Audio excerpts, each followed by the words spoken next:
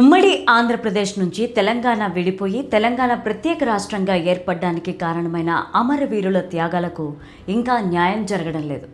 రాష్ట్రం ఏర్పడి 12 ఏళ్ళు అవుతున్నా వాళ్లకు ఇంకా ఎందుకు న్యాయం జరగడం లేదు? 10 ఏళ్ళు అధికారంలో ఉన్న బీఆర్ఎస్ అమరవీరులకు ఎలాంటి హామీలు ఇచ్చి నెరవేర్చింది? ప్రస్తుతం అధికారంలో ఉన్న కాంగ్రెస్ మళ్ళీ కొత్తగా అమరవీరులను గుర్తించి న్యాయం చేస్తామని అంటోంది. అమరవీరులను గుర్తించడంలో ఆలస్యం ఎందుకు అవుతోంది? వారికి న్యాయం ఎప్పుడు జరుగుతుంది? చూద్దాం.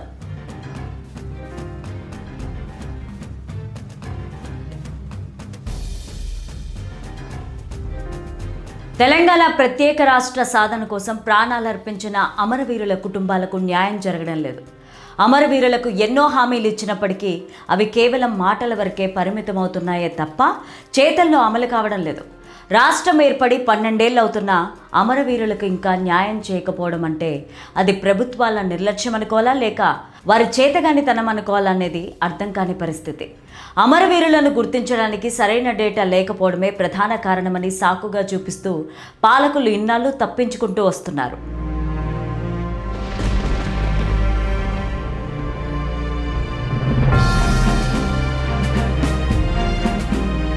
2014లో రాష్ట్రం ఏర్పడ్డాక అధికారంలోకి వచ్చిన బీఆర్ఎస్ అమరవీరులకు న్యాయం చేస్తోందని అంతా భావించారు.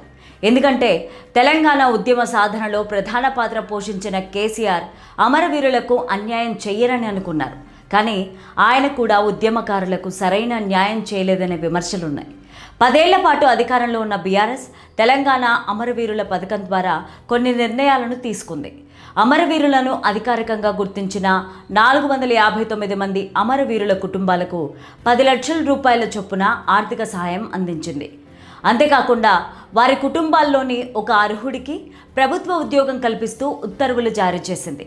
ఇల్లు లేదా సాగు భూమి ఇస్తామని ప్రకటించినప్పటికీ క్షేత్రస్థాయిలో చాలా కుటుంబాలకు ఇవి అందలేదనే విమర్శలు వచ్చాయి. అయితే ఉద్యమంలో దాదాపు 1200 మందికి పైగా ఆత్మ బలిదానాలు చేసుకున్నట్లు నివేదికలు ఉన్నా కేవలం 459 మందినే బీఆర్ఎస్ అధికారికంగా గుర్తించడంపై తీవ్ర అభ్యంతరాలు వ్యక్తమవుతున్నాయి.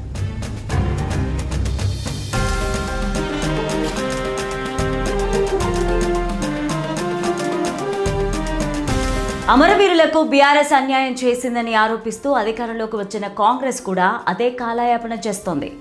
ప్రస్తుతం అధికారంలో ఉన్న సీఎం రేవంత్ రెడ్డి అమరవీరుల ఆశయాలకు అనుగుణంగా ప్రజల తెలంగాణను నిర్మిస్తానని వాగ్దానం చేశారు. 1969 తొలిదశ ఉద్యమంతో పాటు మలిదశ ఉద్యమం 2009లో ప్రాణాలు కోల్పోయిన నిజమైన అమరవీరులందరినీ తిరిగి గుర్తిస్తామని రేవంత్ రెడ్డి హామీ ఇచ్చారు. అర్హులైన అమరవీరుల తల్లిదండ్రులకు లేదా జీవిత భాగస్వామికి నెలవారీ ఖర్చుల కింద 25,000 రూపాయల గౌరవ వేతనం ఇస్తామని ప్రకటించింది. ఒక కుటుంబ సభ్యుడికి ప్రభుత్వ ఉద్యోగం, ఉచిత బస్ పాస్, డబుల్ బెడ్రూమ్ ఇల్లు మరియు హెల్త్ కార్డులు అందిస్తామని హామీ ఇచ్చింది. కానీ అధికారంలోకి వచ్చి 2.5 ఏళ్లు పూర్తయినా ఇంకా ఆచరణలోకి మాత్రం రావడం లేదు.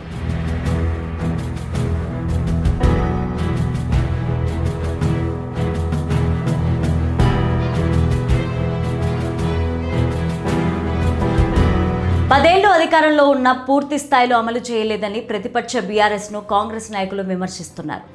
ఉద్యమ సమయంలో ఆత్మహత్యలు చేసుకున్న లేదా మరణించిన వారి మరణానికి గల కారణాలపై స్పష్టమైన పోలీసు రికార్డులు, పోస్టుమార్టం నివేదికలు చాలా కేసుల్లో అందుబాటులో లేవు. దరఖాస్తు చేసుకున్న వారిలో నిజమైన అమరులు ఎవరో, సాధారణ కారణాలతో చనిపోయిన ఉద్యమం పేరుతో సహాయం కోరుతున్న వారు ఎవరో తేల్చడం ప్రభుత్వ అధికారులకు పెద్ద సవాలుగా మారింది. దీంతో నిజమైన అమరవీరులకు అన్యాయం జరుగుతోంది. కాంగ్రెస్ ప్రభుత్వం ఈ ప్రక్రియను పారదర్శకంగా చేయడానికి ప్రత్యేక కమిటీలను ఏర్పాటు చేసింది. దరఖాస్తుల పరిశీలన, క్షేత్రస్థాయిలో వెరిఫికేషన్ ప్రక్రియ చేపట్టి అమరవీరులకు న్యాయం చేస్తామని చెబుతోంది.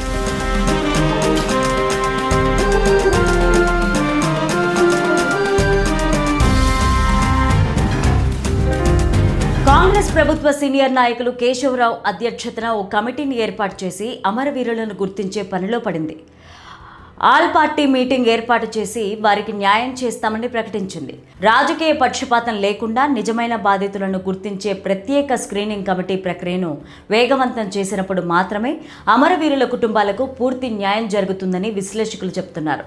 ప్రభుత్వ బడ్జెట్లో వీరికి ప్రత్యేక నిధులు కేటాయించి హామీ ఇచ్చిన పెన్షన్లు, ఇల్లు, ఉద్యోగాలను కాలపరిమితితో కూడిన గడువులోగా అందిస్తే దశాబ్ద కాలంగా వెయిట్ చేస్తున్న ఆ కుటుంబాల త్యాగాలకు నిజమైన గౌరవం లభిస్తుందనే అభిప్రాయం వ్యక్తమవుతుంది. మరి కాంగ్రెస్ అయినా అమరవీరులకు సరైన న్యాయం చేస్తుందో లేదో చూడాలి మరి.